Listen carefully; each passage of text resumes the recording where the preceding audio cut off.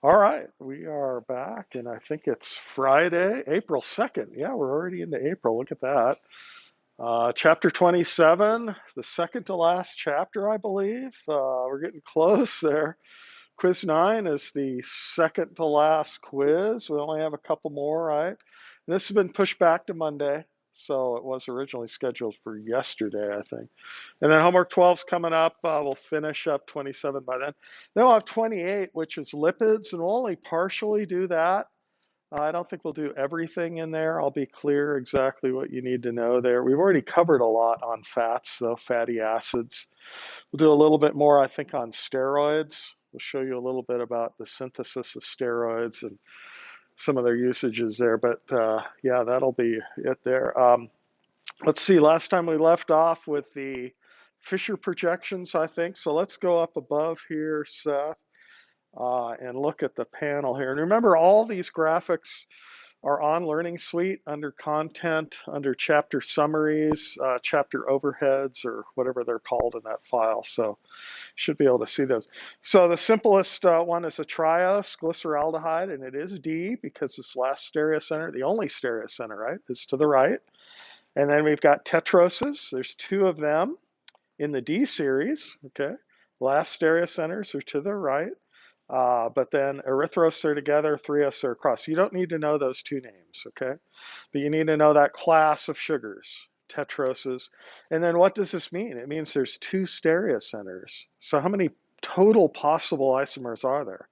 Well, it's 2 to the 2 power, right? And so that would be what? 4 total ones. So I'm just showing 2. Where are the other 2? Well, they're the L tetroses, right? There would be an erythros, which is L, where they're both on the left, okay? And there would be a threos, which is L, where it would be right, left, okay? You see how that kind of works? The name corresponds to a pattern of the stereocenters on the Fisher projection.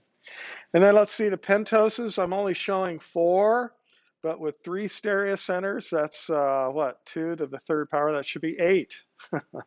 So I'm only showing 4. These are the Ds, the D aldoses, okay? And the common one in biology is ribose, which is in RNA, ribonucleic acid. So, and that's nice. Ribose, they're all to the right. That's a good way to remember that. Is that one I told you to memorize? No, I think there were 5: glucose, galactose, mannose, fructose, and glyceraldehyde. Well, you can throw in ribose. Do we want to give them 6? I don't know. Braden's nodding his head. Maybe we can. No. Okay. Yeah, ribose, we'll see that in DNA and RNA. Well, DNA is deoxy. At the 2 position, there's just a methylene, okay, which is kind of unique there. The others are far less common: arabinose, xylose, and lysose. You can see the patterns there. They're all D. Why? The last stereocenter's to the right, okay? Some of these others are far less common in nature. And then, oh, these are the hexoses, right? So 6 carbons, and the stereocenter, the last ones are all to the right here. So these are the D hexoses, right? And here's glucose. Here's the most important one. And if you remember glucose, I'll give you an easy way to remember galactose and mannose, okay? So glucose is this pattern: what? Right, left, right, right, okay? And what are the other couple you have to know? Oh, galactose. It's right, left, left, right. And it's at this 4 position that's epimeric to glucose. The other 3 are the same: right, left, and then the bottom one, right. And it's this position at the 4, which is switched over to the left. That's galactose. Galactose features prominently in the blood sugar antigens, part of the immune system. The erythrocytes have on their surface these sugars that correspond to the blood types, A, B, and O. And we'll just look at that generally and relate it to the structures that we're talking about. But yeah, galactose features there. Mannose, or manna, comes from nature. There's a number of plants that produce it, including the plants in the Middle East that led to the term manna in the Bible. So there you go. There's a connection to the sugars in Scripture for you. And the pattern here is left, left, right, right. And so it's the same as glucose, except what? The 2 position, okay? Instead of being to the right, at the 2 position of mannose, it's to the left. Then the other three are the same, left, right, right. Okay. And that's also a common sugar, more common certainly than a lot of these others here, and you can see the names. But this is only 8 out of the total possible, what? 4 stereocenters, 2 to the 4 power is what? 16. So we're only showing half. We're only showing the D series. The L series would be the same patterns, but all opposite.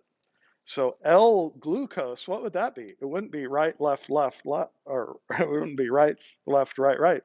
Glucose would be the enantiomer. We have to invert all the stereocenters. So L-glucose would be left, right, left, left. Okay. In order to get the enantiomeric form, we have to do that. And so what? Glucose, galactose, and mannose are all diastereomers of each other. So that's a little review we can do too later on if we need to. Okay. We need to get into this. We mentioned the hemiacetal thing in the cyclic form. I told you the open form of most monosaccharides is very minor at equilibrium. For glucose, it's less than 1% in solution. Most of the time, it's in the hemiacetal form, where the alcohol here at the 5 position can function as a nucleophile and attack the carbonyl of the aldehyde. And we'll do the mechanism of it and provide some detail today, of course, and use models to see this. But this is just kinking it around in this conformation where this is in proximity to that. And then you can attack there. And notice that becomes a new stereocenter. We call this the anomeric position. It can either be down or alpha, as we call it, or up, called beta. Beta means it's together with the stereocenter opposite at the 5 position. Alpha means it's across from that stereocenter at the 5 position. That's where the term comes from anyway. But it's that equilibrium there. Now sugars, a lot of applications here. Blood sugar, glucose is just one of them. Here's sucrose, which is a disaccharide, a linkage between glucose and fructose. We'll have to look at that. That's the natural sweetener. There's a lot of synthetic sweeteners. We've mentioned aspartame. Another one that's becoming more common is sucralose or Splenda, which is partially chlorinated sucrose. It's far more sweet tasting than sucrose. These numbers are kind of approximate from tasters, right? Food science, whatever. The current world record holder is sucranonic acid, which is 200,000 times sweeter than sucrose. So you only need a very tiny amount of these really potent sweeteners to sweeten food or whatever. And that lowers the caloric content, right? So you don't get the same calories, the same blood sugar spike, whatever. Now, polymers, we've seen polymers in nature already, right? Peptides and proteins. Well, sugars can link together, and by far the most common one that's polymerized and linked together is glucose. Okay, so you don't have 20 different building blocks like with the proteins, the amino acids. Here it's mainly just glucose, and here it is, either alpha or the beta anomer here. And then if it's beta linked here with polyglucose, that's cellulose or woody fibers in nature. Okay. They tend to be much more rigid and much stronger. It's harder to hydrolyze that back to the monosaccharides because it's in this beta linkage. We'll have to say more about that. If it's alpha linked here, you see that position at the anomeric position is axial or down. That's alpha. That's starch. It's softer material. That's the digestible polymer form of glucose in nature. Starch granules is the thing that we can eat because we have the amylases and the different enzymes that can hydrolyze that. Cellulose fibers, that's not food to us. Maybe to termites and mold, they can digest cellulose, but not us, okay? So there's some differences there. We'll talk about that. And, speaking of blood glucose, that's what blood sugar, or glucose is sometimes called blood sugar. After you eat a meal here, you have a spike in the blood sugar levels as it's absorbed in the intestines and then transferred to the blood. Why is it transferred to the blood? Because it's got to get to all the cells in the body. It has to be taken up by the cells. And the transporter signaling hormone is insulin. So here's the levels of insulin, much lower amounts here. Insulin's the blue level. See, it tracks right along with it. The problem is the different types of carbohydrates you eat. If you eat polycarbohydrates like starch, these are the bold lines, the insulin and the levels in the blood stay pretty consistent.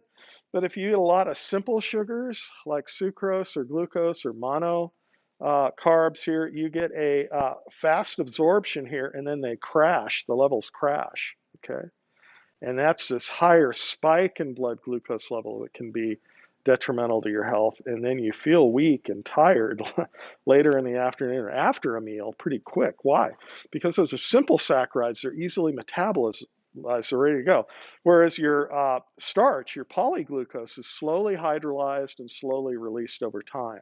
So your complex carbohydrates are, quote, the better good carbs. Your simple monosaccharides, sometimes people call them bad carbs. No, it's the same stuff.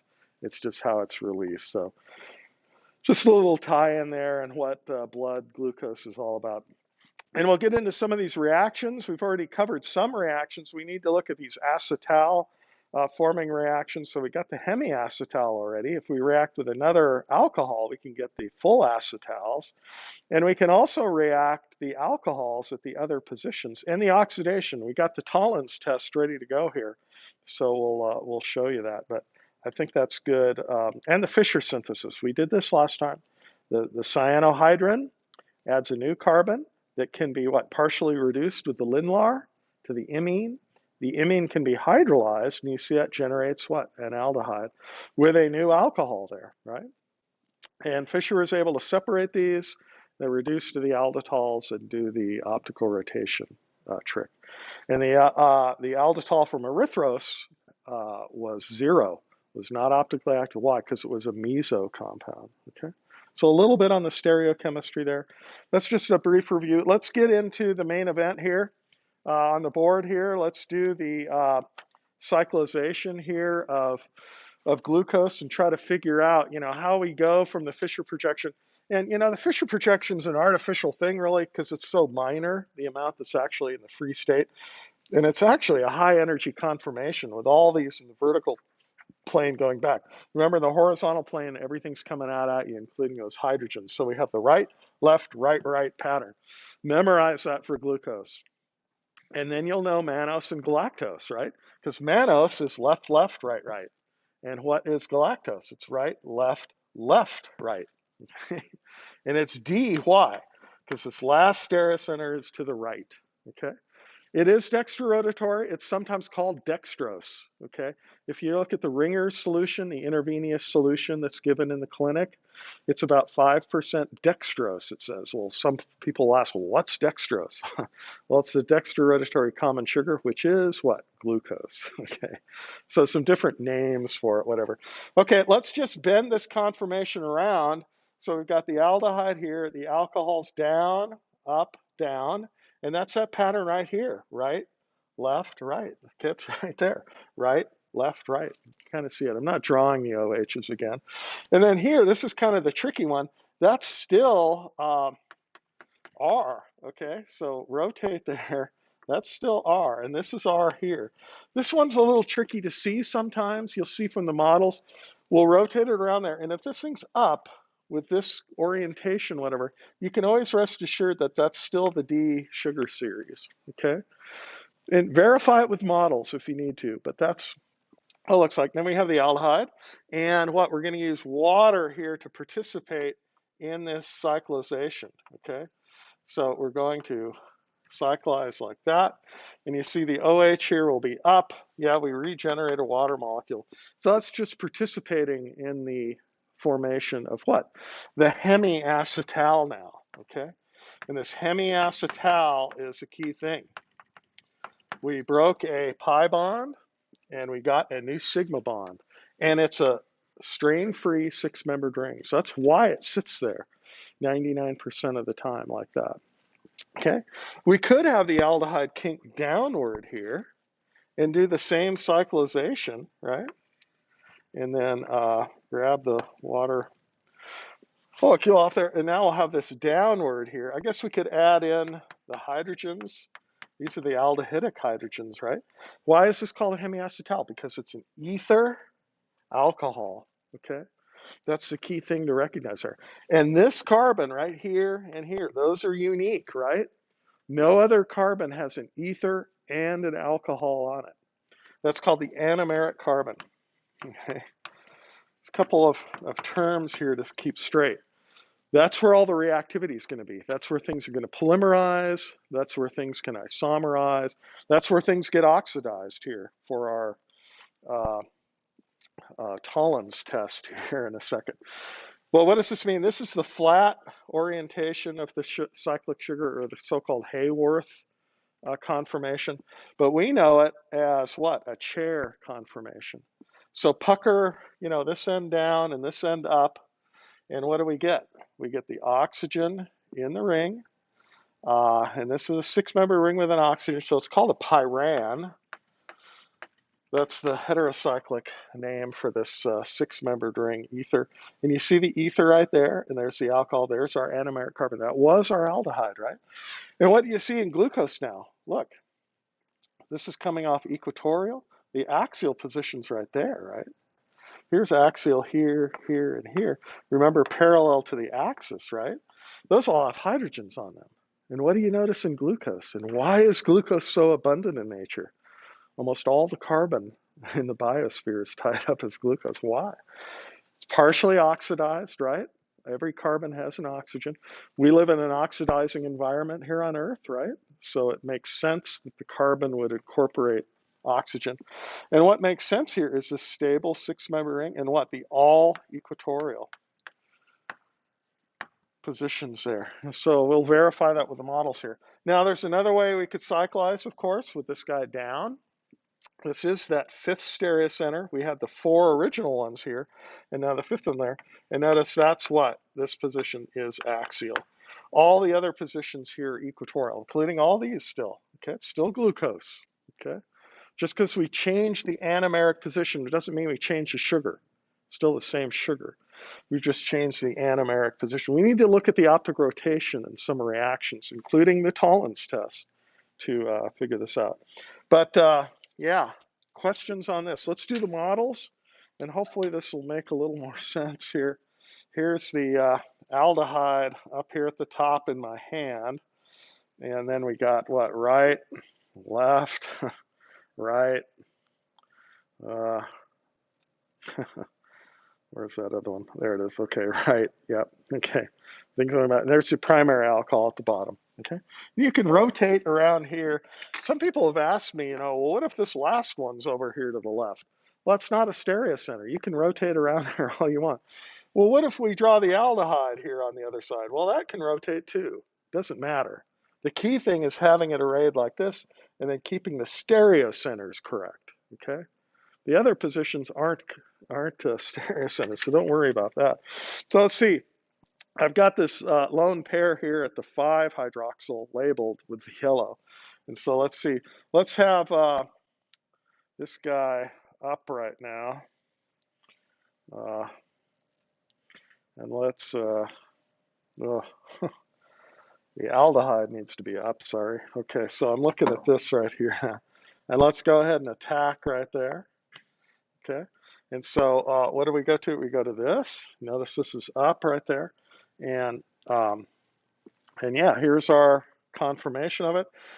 We've got our new alcohol right here, equatorial, equatorial, equatorial, equatorial, and look, the primary one in the back is right there. It's also up position, and you can verify that if you go to the Hayworth, the flat thing, and see the position of all those down, and up right there. Keeping the oxygen of the pyran in the upper right position there. Okay, does that make sense? All right, we could also cyclize with the aldehyde down. So here's the aldehyde down right here. Well, let's attack again. And hopefully this comes out right. Oh, there it is. Okay. Yeah, so we've got the oxygen right there. This is up right here at the 5 position, equatorial, equatorial, equatorial, equatorial, and what? Axial, right there. Okay, that one's parallel to the axis, and that's the alpha anomer position. Questions on that? Do this with your own models a couple times to lock that in. Make sure you can go from the Fisher projection to the ring form. And I like glucose. If you know right, left, right, then you'll know all equatorial. Okay? That's the way to look at it.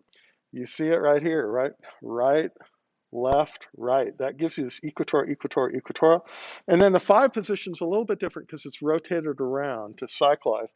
But that puts the primary alcohol, you see, in that extra carbon at that 6th position, equatorial also. Okay. Questions on that? All right. Well, let's see something here. Let's separate out the alpha and the beta anomers. Okay. And we can actually do that. We can recrystallize glucose from ethanol. We take ethyl alcohol and then crystallize glucose. We can get the pure alpha. Okay. And the pure alpha, we take the optical rotation. So the alphas are referring to different things right now, right? This is referring to the anomer. This is referring to the optical rotation. And what do we get? We get plus 112.2 degrees for the polarimeter. Okay. If we take the same glucose sample and recrystallize from water and THF, we get the pure beta. Okay. And if we take the optical rotation of that, the rotation is plus 18.7. Okay. Now, if we take this mixture over time and then take the optical rotation again, guess what we get? We get kind of an average between these two. And what does it turn out to be over time? It comes out to be 52.7 degrees. And it's plus. All of these are plus. They're all dextrorotatory. But what's up with this? So we can get the pure in crystalline form. We put it back in water, okay? Either one of these. If we put this back in water and dissolve either one back, we can watch this plus 112.2 rotation slowly go down to 52.7. What's up with that? If we take the pure beta and put it back in water, look, we slowly see it go up. So this really perplexed chemists early on. They could finally purify things, finally begin to study things in isolation and different reactions, but there was this perplexing deal with the optical rotation, this property. They had a name for it. Let's see if anybody's read ahead.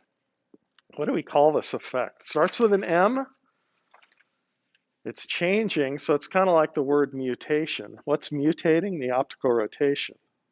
So what do we call it? What? Mutarotation? Okay. Yeah, so it's called mutarotation. Mutarotation, okay? And what does it mean? It's mutating or changing the optical rotation. And this is true for all hemiacetals, okay? Why? If it's a hemiacetal, you've got the free, what? You've got the free OH group.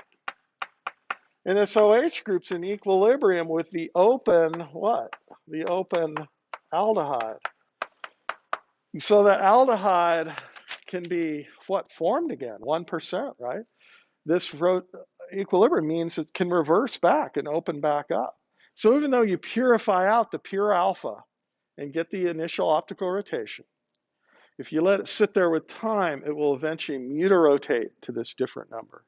Okay, so what is this number value, and what is the percent here? That's kind of the key thing. So if it's that, it would be what, closer to what, beta 52.7 is closer to this 18.7, right? This is 60 some degrees off. This is closer to 30. So it turns out it's 64% beta, okay? And it's what, 36% at equilibrium alpha, okay? And you can see, you can do a calculation. I'm not going to have you do that kind of stuff. But you can see it's a distribution, a weighted average, you could say, of the two optical rotations, okay? When it reaches equilibrium, it's 36/64. There's still a lot of the alpha. Why does beta dominate, by the way? Maybe we ought to look at that real quick. What's beta again? Beta, I just broke my model. Look at that. Beta is what? Where we have the thing equatorial, right? So beta, you could say, well, yeah, it's equatorial, and this one's axial. The axial position sterically more hindered, you could say. The alpha position is in a less encumbered spot, probably better hydrogen bonding there, okay? And the sterics are favoring it here. The alpha, though, is quite a bit here. And the alpha really is due to the fact that um, you've got an electronic advantage here. So let's look at the alpha in isolation here. So yeah, you got everything else here. But you see alpha with this in the axial position benefits from electronic effect where we have the sigma star, which is right here, right?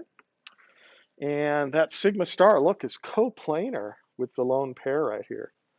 So actually reactions happen faster from the axial position. So we call that the kinetic position. And, you know, we're not going to go into a lot of that discussion, but there is an electronic factor that does favor, to some extent, the alpha. Atomer sterically and hydrogen bonding, the beta, yeah, being more available is the better one. Questions on that? Okay. Well, here's the other key idea. If it's mutarotates, it's probably going to have a positive Tollens test. So here's our next key idea here. So the hemiacetal, you know, and that's really the key here. The hemiacetals are in equilibrium with the free aldehyde. And I'm only going to draw part of it. In fact, any of these monosaccharides that are hemiacetals, they're all in equilibrium with the free open aldehyde part. And then the aldehyde can be oxidized, you see, with silver oxide. And usually there's some ammonia in there and even some hydroxide in there. The silver is what does the oxidation. So you can go to the what? Now remember, it doesn't oxidize all of the alcohols. It just oxidizes the aldehyde to what do we call that? The aldonic acid. Now that stays in solution. This is in water. But there's something really neat here about the Tollens reaction. You can see the byproduct here. So the aldehyde got oxidized, right? What happens to the silver? The silver must get what? Oxidation, reduction reactions, they always go together. If something got oxidized, something must have gotten what? Reduced. If something got reduced, something must have gotten oxidized. Okay, they always go together. Let's see, so what happens to the silver here? Here it's in the silver +1 oxidation state, right? Oxide is O2 minus, right? The anion there. So it's two silver +1 cations. So the silver got reduced. It's now in the zero oxidation. How does that appear? That's a coinage metal, right? If it's in the reduced form, what's its appearance? It's not an ion in solution where you won't even see it. It's what? This is going to be a mirror, a shiny stuff, right? We're going to see that metal come out of the solution. Let's see if we can do that. I've got the Tollens reaction here. We're heating up this material here. Let me stop the heating process. And this is just to heat up the flask, by the way. So just jumping out some hot water there. And I'm going to put in the glucose solution. So that is glucose. Oh, they're calling it dextrose. Look at that. That means glucose. It is a hemiacetal. It's in solution there. And now I'm going to put in the silver oxide solution. There's a little bit of ammonia and base in there. And it's just a, clear aqueous solution, okay, because it's ionic, right? Let's put that in there. And what you see right away is some dark color starting to form. That dark color that initially formed is the silver oxide hydrate. But then what? It's reacting, right? Now you can't see the aldonic acid. There's still just a clear solution in there. But what do you see now on the surface of the flask? It formed a mirror, right? So it formed a thin layer. It's only a couple atoms thick of the silver there. It completely formed the silver mirror. In the old days, this is how silver mirrors were formed. And I can see myself right there. Ooh, it's kind of scary. Okay. And eventually these old mirrors will reoxidize. The silver will come back off and around the edges of old mirrors. Sometimes you see the darker color or whatever. But the sugar was just oxidized, okay? So what do we call this? We call these hemiacetals that are positive for the Tollens test, we call them reducing sugars. And not all sugars are reducing sugars. They have to be hemiacetals. They have to be in equilibrium with the aldehyde that you can see the positive Tollens test. And the positive test is the reduction of the metal, okay? And you see it as the silver mirror plating out on the surface there. So it's a positive Tollens test. The aldonic acid is still in solution. That's still in the water, whatever. But the silver metal, the reduced stuff, had a higher affinity for the surface of the glass. So you see it plating out on the surface there, okay? Anyway, questions on that? So we've got mutarotating sugars, if they're hemiacetals, and we've got what? We've got reducing sugars, if we can do that test. You can or use the bromine water, so Br2 water. That will also oxidize to the aldonic acid, but of course you won't see the silver mirror. You can do another one here called Benedict's solution, copper 2 sulfate, and this one will go to copper 2 oxide. That's called Benedict's solution. It's also in your book. And this will give a red color. It's kind of a rusty color. It's not as pretty as the Tollens with the silver mirror, but there are other things. See, that got reduced from copper 2 down to copper 1. Okay.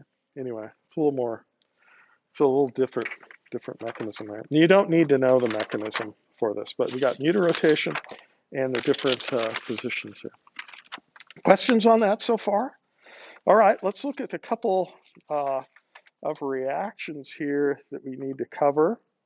And what do we need to do here reaction-wise? Well, we've got the anomeric position, which is a hemiacetal.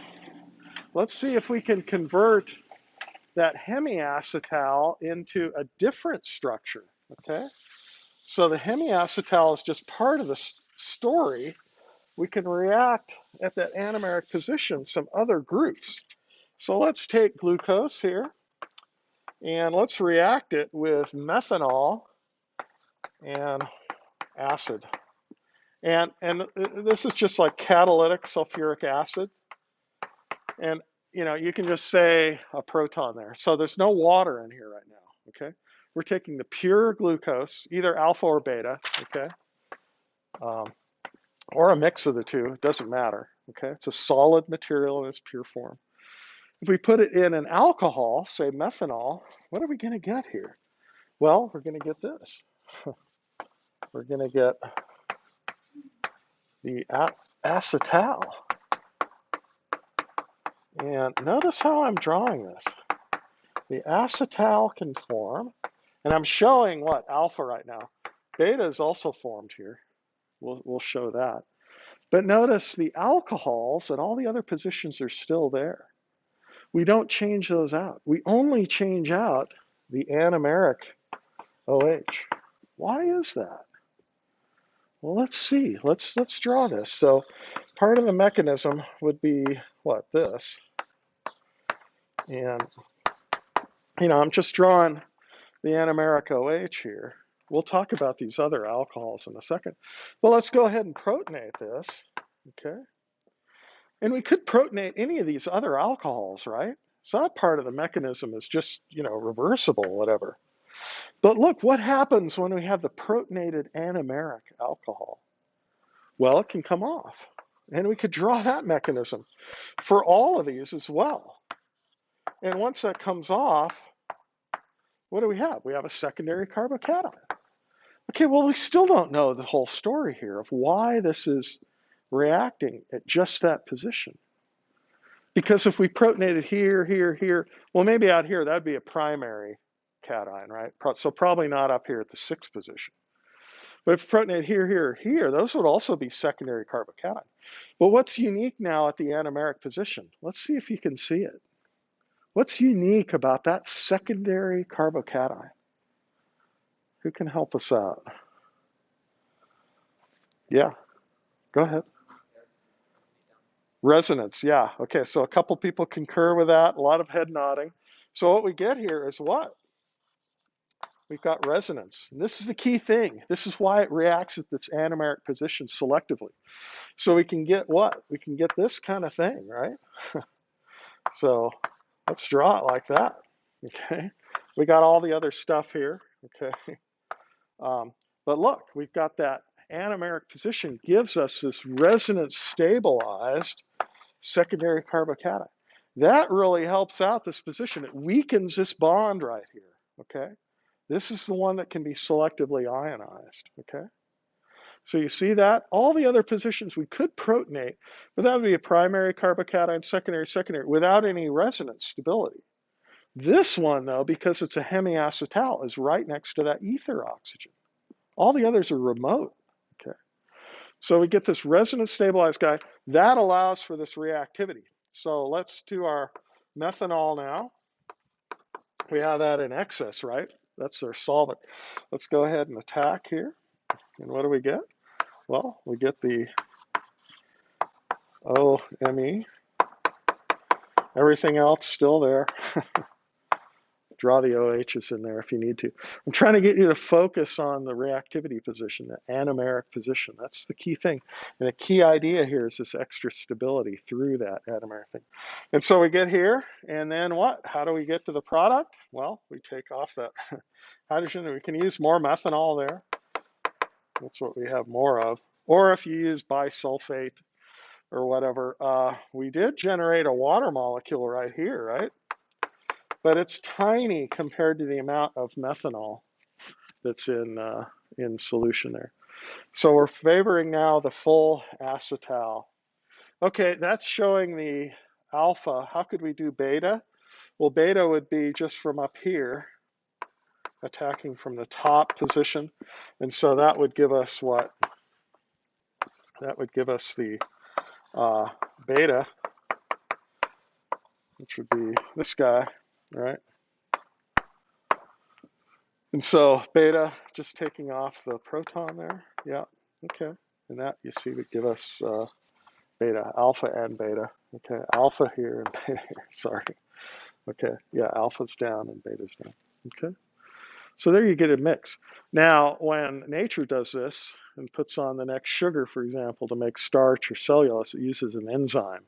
So you can see how proximity and geometry could direct either from the top or the bottom there, because it's flat right here, right now, right? So top or bottom. Bottom would give us alpha there, yeah. And top, you see, gives us beta. Okay. Questions on that? And for our class with these simple alcohols, it'd always be a mixture like that. Okay. Let's look at a couple other reactions here. And this is good because we've got some different properties now to talk about. So let's see. We've got the pure alpha acetal. Okay. And let's see. Let's draw the OHs there. So we got them all on there. Okay. So that's our methyl alpha glucose acetal, right? And it has an optical rotation. The pure alpha here is plus 36 degrees. And guess what? You put that in solution, you let it sit over time, you keep taking the optical rotation. And what will the optical rotation always be for the alpha? It will stay put right there at plus 36. So what do we say? It's non-mutarotating. It's not changing. The optical rotation stays put. Why? Because it's an acetal now. There's no proton at this position that can easily come off with water and switch and equilibrate that position. It's a full ether at that position. Ethers are stable to neutral conditions and even base. Guess what though? Ethers will come off under acidic conditions in water. We can hydrolyze the acetal. But again, that takes acidic conditions. But neutral and basic conditions, these are stable now. And we can see that. The optical rotation does not change, does not mutarotate, does not equilibrate over to the beta. Okay? And also Tollens. If we do the Tollens test now, will it be negative or positive? Negative. It's not in equilibrium with the free aldehyde, so it is negative. Okay? So it's equilibrium. And this is what the Tollens test asks. Is it in equilibrium with the free aldehyde? And the answer is no. Why? Because under those conditions, it's an acetal now, a diether. It's not positive for the Tollens test. So you see sugars are different. Depends on the structure, depends on the condition. Well, what we can do here is we can take excess acetic anhydride and pyridine. That's one of our conditions to make what? To make esters. We can make the polyester of this. And the esters will be right here. Acetate ester, acetate ester. They all go on, stepwise. They don't all go on at once. But look, the alpha methyl ether stays in place. It's stable to those basic conditions. The ethers don't react. But these alcohols all reacted to form the polyester. Okay. Now what can we do? Well, we can take this, treat it in water and a little bit of acid, catalytic. And it's not a lot of acid. If we added a lot of acid, we'd begin to hydrolyze all the esters. But look, we can selectively what? Protonate this back now under acidic conditions. And what? Take this off, okay?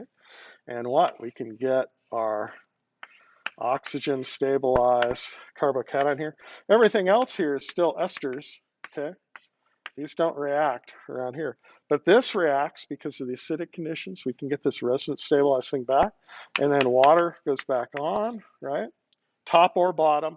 And look, we can get the anomeric thing back there. Alpha and beta, bottom or top, right? And all these esters are still there. Now, like I said, if we blast this with stronger acid and more time, all these acetates can come back off. But it shows you kinetically how we have some control over making these different types of materials. Let's see, was that the only one I wanted to show there? Oh, let's take this one also here, and let's react it with benzyl chloride excess and sodium hydride. This is similar to what's on quiz 9, I think. So what are we doing here? Excess base, sodium hydride, is going to take off protons on all the alcohols and form what? This type of thing, O minus. And then O minus with the benzyl chloride, that's a primary leaving group, right? And so that's a good, what? SN2 reactions. Okay, you go on there. But this is already an ether. That's a methyl ether we already formed, right? So we're just forming the ethers here around the ring on all the other alcohols. And we get benzyl ether there, benzyl ether there, benzyl ether there, benzyl ether there, and still methyl ether. And at that point, it's still alpha, okay? So we just formed the poly ether in this case, not the polyester. And then we can take this with water and acid. And what? These ethers are stable to that, okay? But this one here, again, we can protonate. Why? Because that's at the anomeric position, right? And we can knock that guy off. And what? Water can go on. So what are we going to get here? We're going to get the benzyl ether again. All of those are on there. I'm not going to draw them all out again. And then we get the alcohol back here, and it's alpha plus beta. Okay.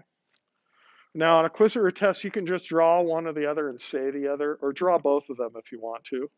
But you should recognize from the mechanism that, yeah, we can form both because we form the flat carbocation, and we can attack either from the top or the bottom there. Does that make sense? Hopefully. some amount of sense. I don't know.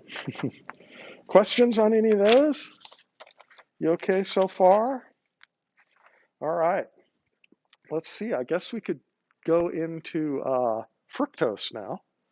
So we've done some of the reactions. We'll do a few more reactions. We'll get to glycosides.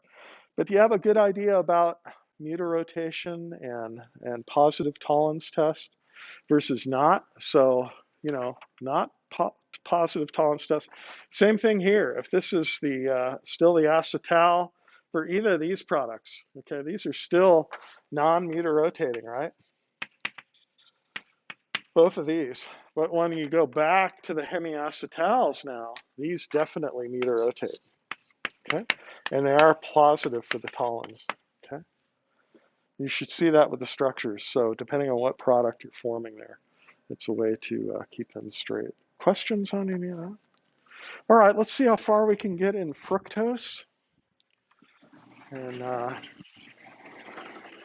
all these reactions we've shown so far would hold for galactose and mannose. You can just change the 2 position to an axial OH for mannose, or the 4 position to an axial OH for galactose. And all these reactions relate to that.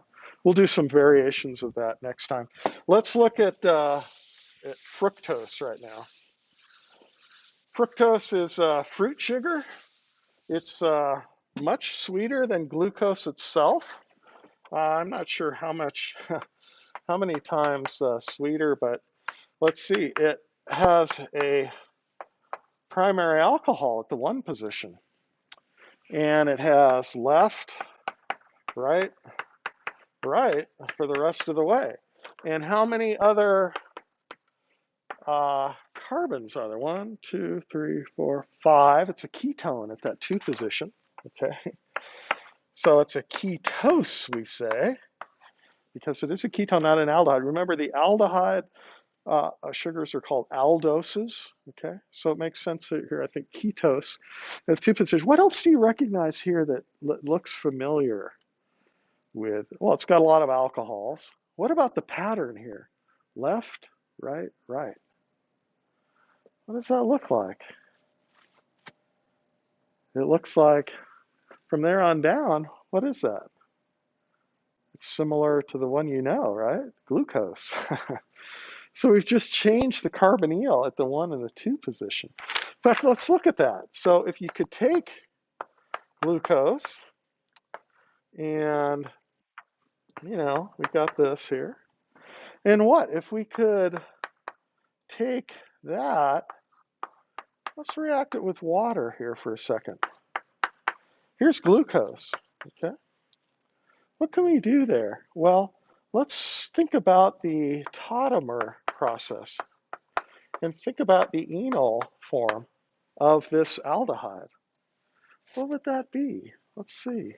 Grab that proton, bring this up, bring these electrons over, and put that back in water. So we've just regenerated water. But look at what we've just formed. We formed the enol, right?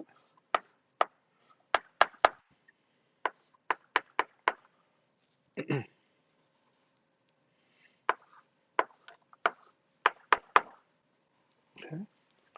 we did that right.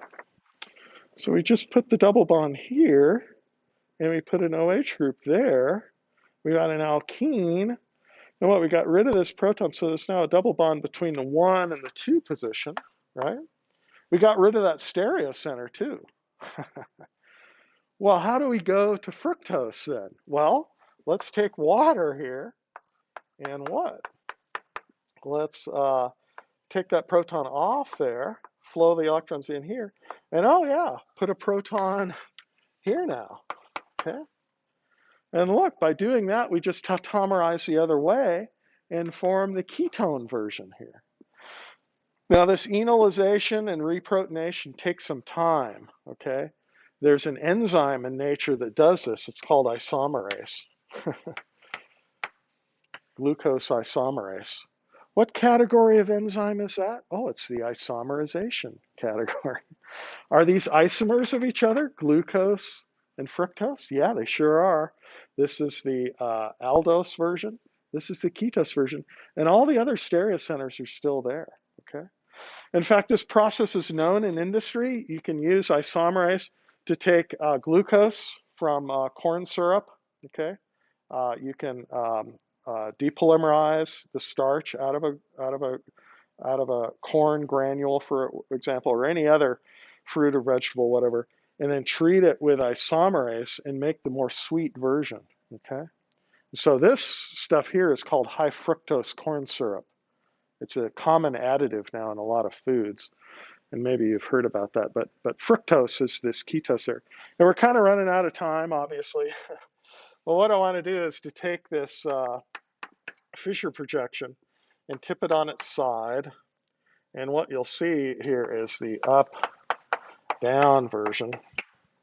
And yeah, we're gonna have to go through this sequentially here.